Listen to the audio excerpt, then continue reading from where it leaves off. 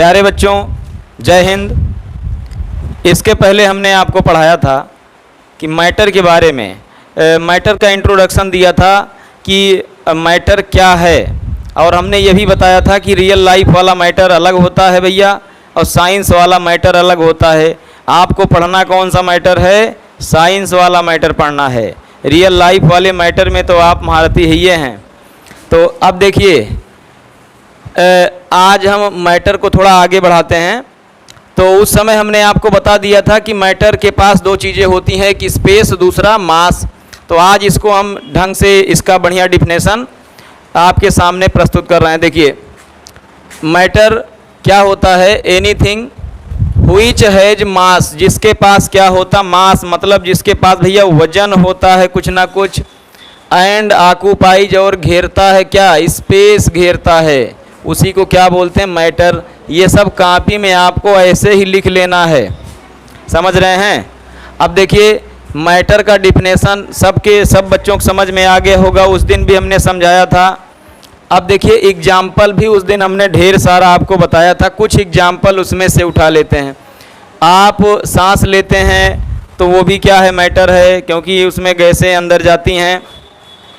Water, आप पानी पीते हैं तो वो भी क्या है? मैटर है। खाना खाते हैं वो भी मैटर है। कपड़ा पहनते हैं वो भी मैटर है। कुर्सी पे बैठते हैं, कुर्सी भी मैटर है। अब देखिए, स्मेल, आप परफ्यूम में बहुत बच्चे कंफ्यूज होंगे, हमने लिखवाया था टेस्ट और स्मेल जो होता है ये मैटर नहीं होता है।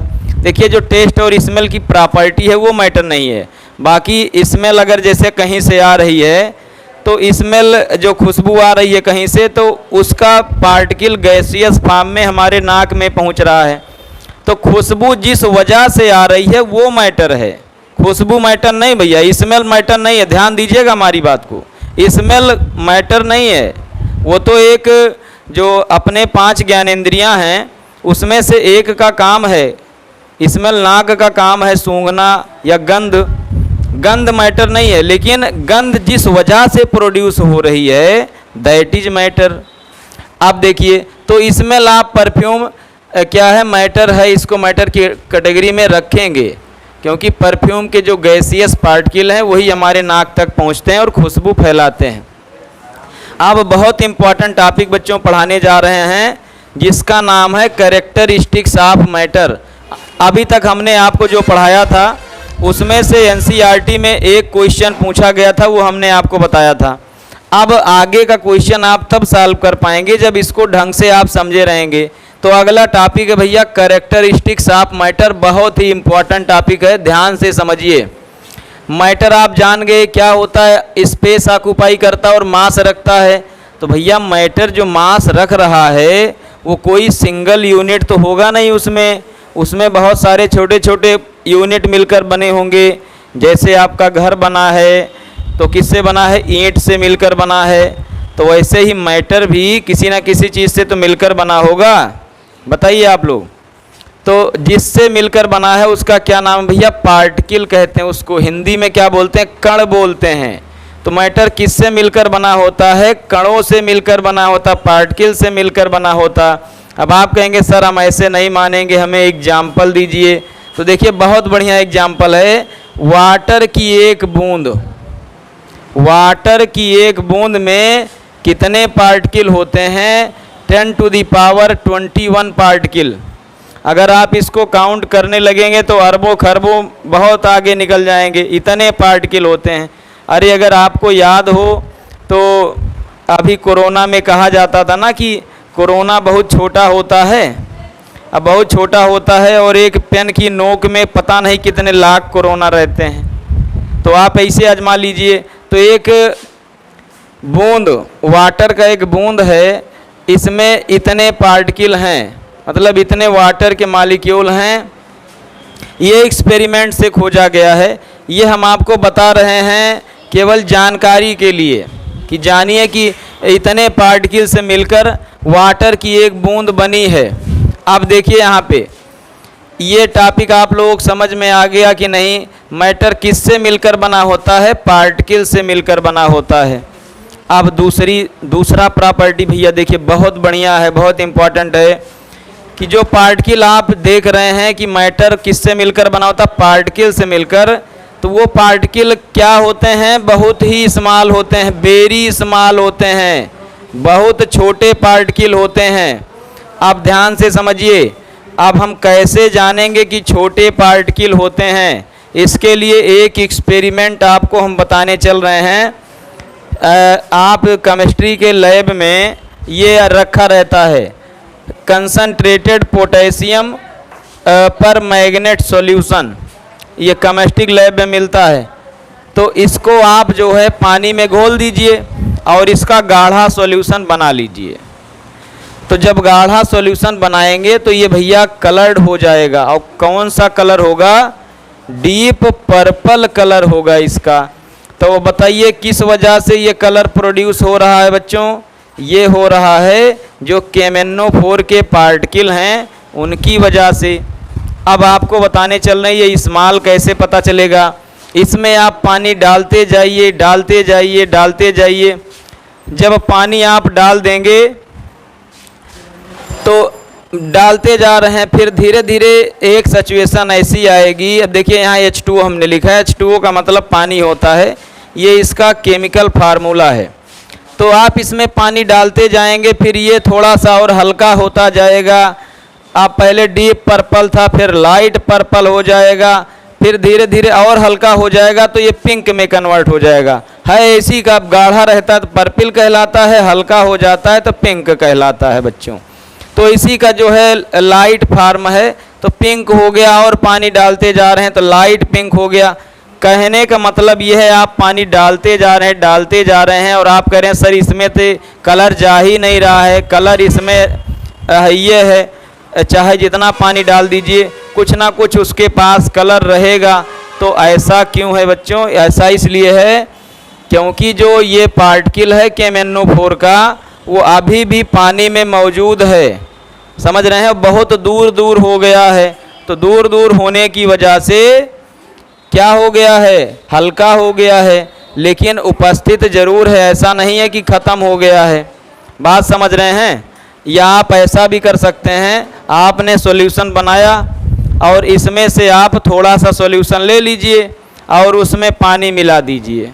पानी मिलाने के बाद फिर वो पानी ढेर सारा गिरा दीजिए और उसमें से थोड़ा सा सॉल्यूशन रखे रहिए, फिर उसमें पानी मिला के ढेर कर दीजिए, फिर उसको जो है गिरा के फिर उसमें और पानी, ऐसे भी आप करके एक एक्सपेरिमेंट देख सकते हैं और आप देखेंगे कि इसका कलर जो है जा ही नहीं रहा है, क्योंकि कुछ ना कुछ पार्टिकल KMnO4 के उसमें रह ही जा रहे हैं जो कलर प्रदान कर रहे हैं। तो पार्टिकल जो हैं कितने क्या होते हैं, वेरी स्मॉल होते हैं, बहुत सारे पार्टिकल से मिलकर बना होता है मैटर। यहाँ तक आप लोगों के समझ में आ गया है। अब चलते हैं तीसरे प्रॉपर्टी पे। जो मैटर के पार्टिकल होते हैं भैया वो क्या घेरते हैं, स्पेस घेरते हैं, स्पेस, उनके बीच में स्पेस होता है। तो स्पेस तो घेरते ही हैं और साथ ही साथ ये, अब ध्यान दीजिएगा, ये वाला स्पेस और ये वाले स्पेस में अंतर है, नहीं तो यक्का समझ बैठिए।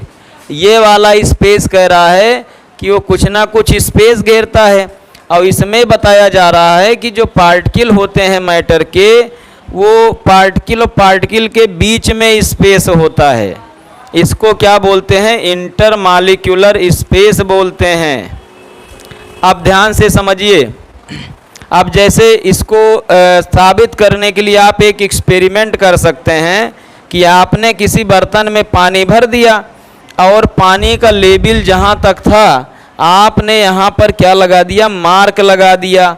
अब इसके बाद में इसमें आप मिला रहे हैं शुगर। देखिए भैया, पानी था, आपने मार्क लगा लिया कहाँ तक पानी है, फिर इसके बाद आपने इसमें क्या मिला दिया, शुगर मिला दिया। तो शुगर मिलाने के बाद आप कहेंगे गुरुजी अब तो लेवल बढ़ जाएगा। देखिए शुगर बस थोड़ा सा मिले, ज़्यादा ना मिलाइए, हमें एक्सपेरिमेंट करना है। तो आप जब शुगर मिलाएंगे तो आप कहेंगे सर अब तो लेवल बढ़ना चाहिए। बच्चों लेवल नहीं बढ़ेगा, उतना ही रहेगा। अब आप पूछिए ऐसा क्यों है, तो ऐसा इसलिए है कि वाटर के बीच में, वाटर के पार्टिकल के बीच में क्या था, स्पेस था, और उसी स्पेस में जो खाली जगह था उसी में कौन जाके घुस गया भैया, शुगर घुस गया। तो अब बताइए, जब स्पेस में घुस गया है तो क्या अब इसका वॉल्यूम बढ़ेगा? नहीं बढ़ेगा। अरे जब कोई अतिरिक्त जगह लिया ही नहीं है, जो खाली जगह था उसी में गया है, तो कहाँ वॉल्यूम बढ़ेगा? नहीं बढ़ेगा।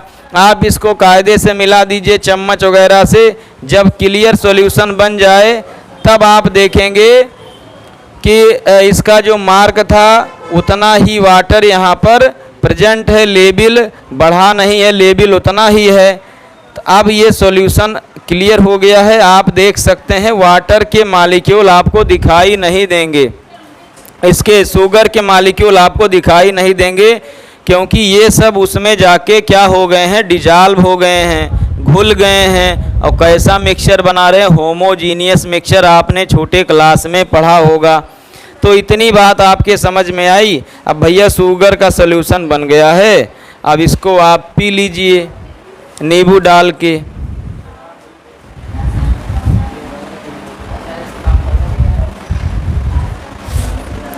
अब चौथी प्रॉपर्टी है भैया मैटर की, कि मैटर जो होते हैं ये मोशन में रहते हैं, मोशन में। ध्यान से समझिए, particles of matter are always in random motion. Random motion कहने का मतलब ये है बच्चों कि जो मैटर के पार्टिकल होते हैं वो हमेशा क्या करते हैं? रैंडम का मतलब निरंतर क्या करते रहते हैं? मोशन करते रहते हैं, गति करते रहते हैं। इसका आपको एग्जाम्पल बताते हैं। जैसे जब आप रोड से गुजरते हैं तो स्कूल से जब घर जाते हैं या कोचिंग से घर जाते हैं तो देखते हैं चाउमीन बन रही है और दूर से ही खुशबू आ रही है, तो आप तुरंत, आपका हाथ कहाँ चला जाता है? जेब में चला जाता है और देखने लगते हैं कि आज हम गलती से पैसा वैसा तो नहीं लाए हैं। और अगर जेब में पैसा मिल गया भैया तो साइकिल मुड़ा लिए तुरंत। तो यहाँ पे देखिए साइंस अप्लाई कर रहे हैं हम।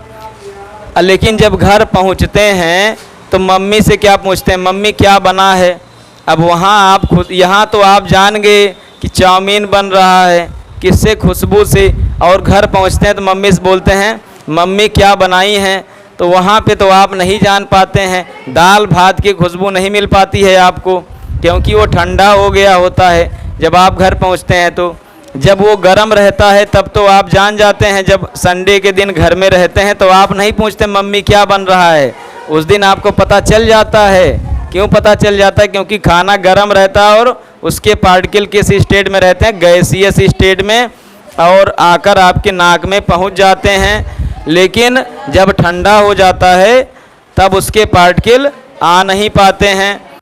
तो जो परफ्यूम की खुशबू या चाउमीन की खुशबू या इस तरीके का कोई भी चीज़ हो जो दूर से आपको, दूर से जो भी खुशबू आ रही है, जो आप सूंघ पा रहे हैं, वो किसके वजह से सूंघ पा रहे हैं? पार्टिकल की वजह से। तो इससे क्या साबित होता है कि पार्टिकल किस में रहते हैं? मोशन में रहते हैं भैया। तो यहाँ पे लिख सकते हैं, देखिए एनसीईआरटी का क्वेश्चन भी है। ये लाइए हमें एनसीईआरटी दिए जरा, उधर रखी है। देखिए एनसीईआरटी का क्वेश्चन है, लाइए हम खोल ले रहे हैं। एनसीईआरटी में पेज नंबर 3 पे आप पहुँचेंगे तो भैया इसमें क्वेश्चन है give reason for the following observation. और इसमें लिखा है the smell of hot sizzling food reaches you several metres away, but to get the smell from cold food you have to go close. ठंडे खाने का आपको खुशबू तब मिलता है जब आप पास से जाके सूंघते हैं उसको। तो इसमें आप क्या लिख सकते हैं? इसी को आप एग्जाम्पल बना के लिख दीजिए। और इसका कारण क्या है? क्योंकि पार्टिकल मोशन में रहते हैं। तो आप यहाँ इसी को लिख दीजिए एग्जाम्पल बना के। इसका एग्जाम्पल भी है और यही क्वेश्चन भी है। कौन सा क्वेश्चन है बच्चों? पेज नंबर 3 का दूसरा क्वेश्चन, पेज 3 का क्वेश्चन नंबर 2। तो इसका आंसर आप क्या लिखेंगे?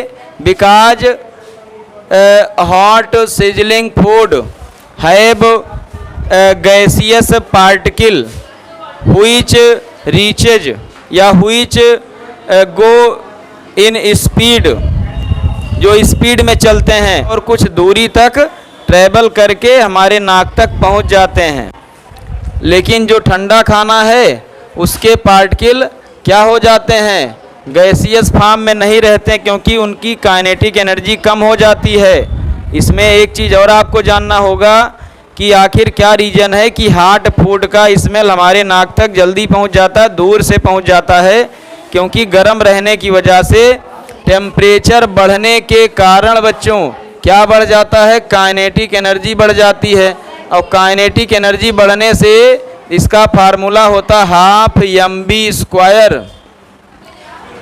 टेम्परेचर बढ़ने से क्या बढ़ता है, काइनेटिक एनर्जी, और काइनेटिक एनर्जी बढ़ने से क्या बढ़ता है, वेलोसिटी। और वेलोसिटी बढ़ने से बच्चों पार्टिकल तेज मूव करता है कि नहीं करता है, तो इसीलिए वो हमारे नाक तक जल्दी पहुंच जाता है दूर से।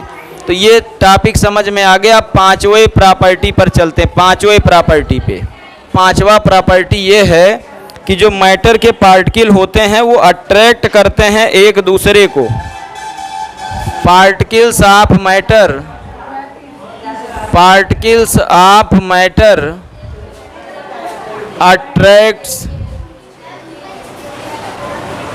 अट्रैक्ट ईच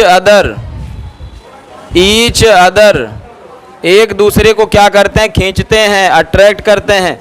अब देखिए प्यारे बच्चों, इसको समझिए ध्यान से।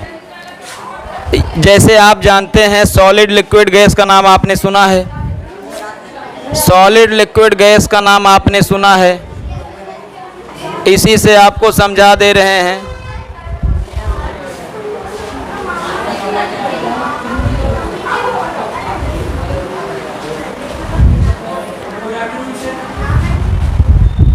अब देखिए सभी लोग, सॉलिड में क्या होते हैं, पार्टिकल भैया पास पास होते हैं, पास पास होते हैं पार्टिकल।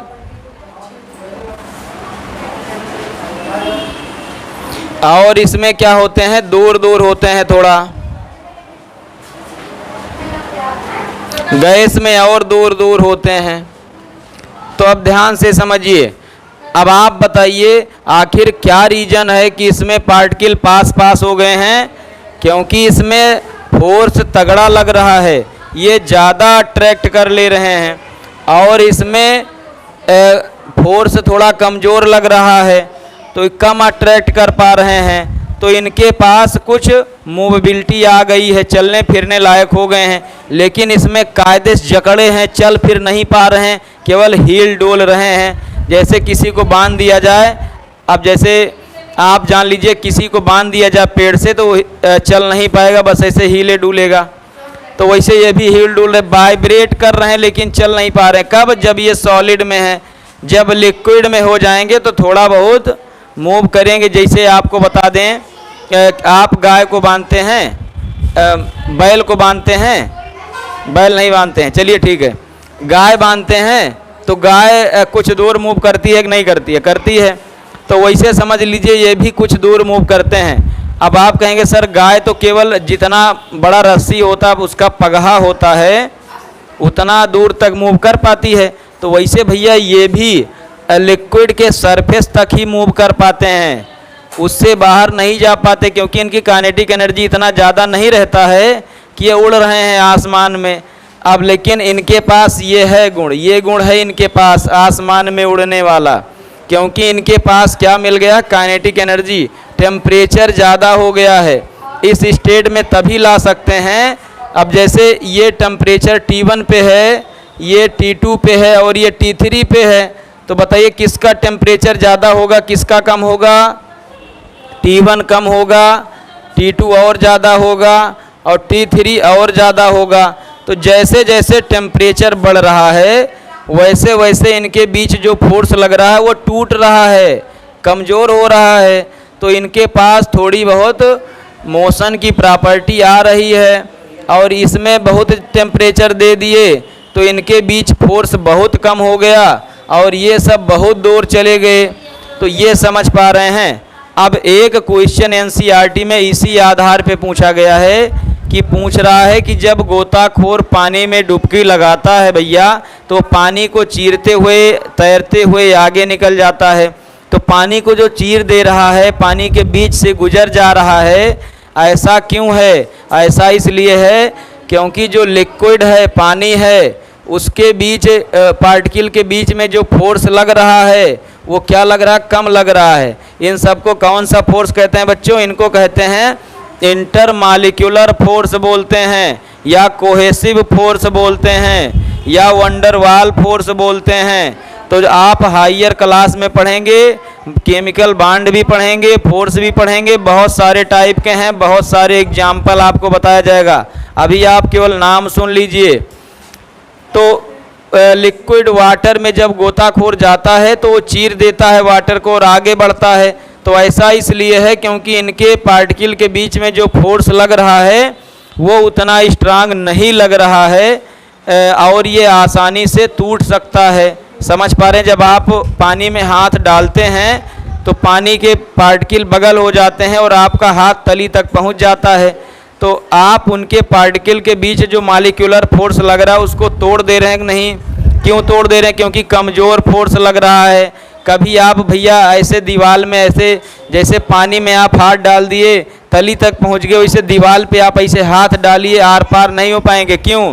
क्योंकि यहाँ पे फोर्स तगड़ा लग रहा है, इसको आप तोड़ नहीं सकते। और इसी को समझाने के लिए एनसीईआरटी ने क्या दिया? एक एक्टिविटी दिया है। कौन सी एक्टिविटी है बच्चों? वो है एक्टिविटी 1.6।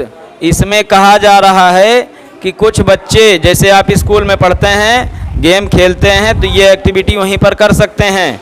तो इसमें 3 कंडीशन है। कुछ बच्चों को एक ग्रुप में डाल दिया गया, कुछ को दूसरे में और कुछ को तीसरे में, 3 ग्रुप बना दिया गया। अब जो ग्रुप ए वाले हैं वो सब बच्चे आपस में क्या पकड़े हैं? उंगली पकड़े हैं केवल। और जो ग्रुप बी वाले बच्चे हैं वो कायदे से हाथ जैसे मिलाते हैं वैसे पकड़ लिए हैं। और जो ग्रुप सी वाले बच्चे हैं वो कायदे से जमोट के पकड़ ले हैं भैया। तो जब जमोट के पकड़ ले हैं तो आसानी से थोड़ा टूटे। बाद में ये कह रहा है कि अब आप क्या करिए, एक बच्चे को दौड़ा दीजिए और कह दीजिए कि इनके बीच से होकर जाए, हाथ वाथ छुड़ाते हुए। तो जब वो जाएगा तो बताओ कौन किसका हाथ पहले छूटेगा? जो उंगली पकड़े हैं वो जल्दी छूट जाएगा क्योंकि फोर्स कम लग रहा है। और जो हाथ मिलाने वाले स्टाइल में पकड़े हैं उनका देर में, मतलब उसमें जोर लगाना पड़ेगा। और जो कायदे से जमोट के पकड़े हैं भैया वो का जा न पाए, वो कितनों कोशिश करे, जे जोन बनाए हैं बच्चे, लाइन बनाए हैं, कहेंगे हम जाने ही नहीं देंगे।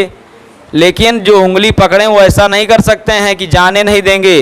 आप जरा सा भी फोर्स लगाएंगे वो ऑटोमेटिकली छूट जाएगा। तो इससे क्या पता चला? इससे ये पता चला कि 2 चीज़ें पता चली। पहला ये कि जो पार्टिकल होते हैं उनके बीच में क्या लगता है? फोर्स लगता है। इसको क्या कहते हैं? कई नाम से जानते हैं, इंटरमॉलिक्यूलर फोर्स, कोहेसिव फोर्स और वंडरवाल फोर्स। अब अलग अलग कंडीशन के आधार पे अलग अलग हैं। वंडरवाल के भी 3 टाइप हैं, ये सब हायर क्लास में आप पढ़ेंगे।